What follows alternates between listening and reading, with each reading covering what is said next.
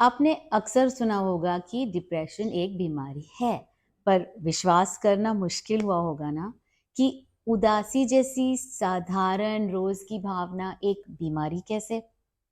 चलिए जाने डिप्रेशन की बीमारी क्यों होती है, क्या कारण है जिनकी वजह से ठीक ठाक चलती जिंदगी में अचानक से डिप्रेशन का सामना हो जाता है। कई कारक डिप्रेशन में भूमिका निभाते हैं, जिसका इसका कोई एक कारण नहीं है।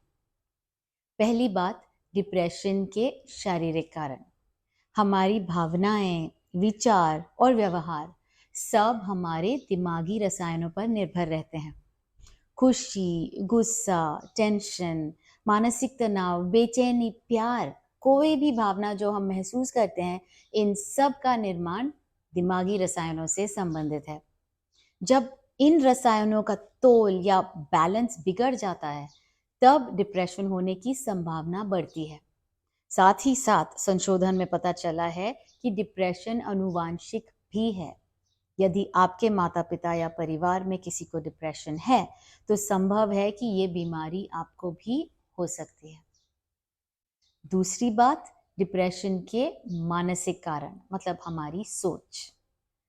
कम आत्मसम्मान वाले लोग जो आसानी से तनाव से घबरा जाते हैं, या जो आम तौर पर निराशावादी या पेसिमिस्टिक या नेगेटिव होते हैं, उनमें डिप्रेशन का अनुभव होने की संभावना अधिक होती है।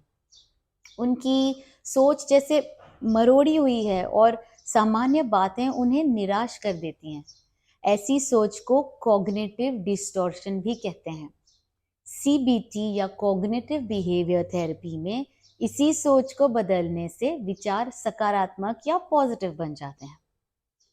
और अब तीसरी बात, डिप्रेशन के सामाजिक कारण।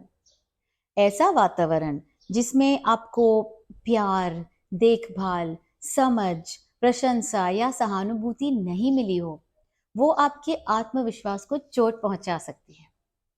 इससे आपका मानसिक तनाव बढ़ जाता है और यह तनाव डिप्रेशन की संभावना को और भी बढ़ा देता है। बात कोई सिर्फ एक कारण की नहीं है। उदाहरण के तौर पर मानो जुलाब की बीमारी। जुलाब की बीमारी क्यों होती है, इसे समझना इतना मुश्किल नहीं है। एक कीटाणु आपके पेट में पहुंचता है, वहां वो इन्फेक्शन पैदा करता है और फिर आपको जुलाब होता है। शायद पेट में मरोड़ना या दर्द भी हो। डिप्रेशन में कई कारण एक साथ काम करते हैं। मान लीजिए आपके परिवार में किसी को कोई गंभीर बीमारी हो गई हो।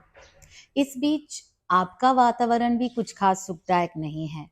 आपकी शायद पढ़ाई या काम ठीक से नहीं चल रहे, शायद किसी बात पे दोस्तों से अनबन हो गई हो, या आर्थिक स्थिति भी कुछ ठीक नहीं है। इस समय आपकी सोच नकारात्मक या नेगेटिव होने लगती है। आप किसी से बात नहीं करना चाहते या इसकी चर्चा भी नहीं करना चाहते। शायद अकेले रहने लगते हैं और धीरे-धीरे यह बीमारी आपको अपने चंगुल में ले लेती है। सच तो यह है कि इतने सारे लोग हैं जो इस बीमारी से पीड़ित हैं, फिर भी लगता है कि उनकी जीवन शैली बिल्कुल आम या नॉर्मल के समान है। डिप्रेशन किसी को भी हो सकता है। इस बात को समझें और इससे मुंह ना फेरें। डिप्रेशन की बीमारी के कारण समझने से आप उससे बचने के तरीके भी सीख सकते हैं।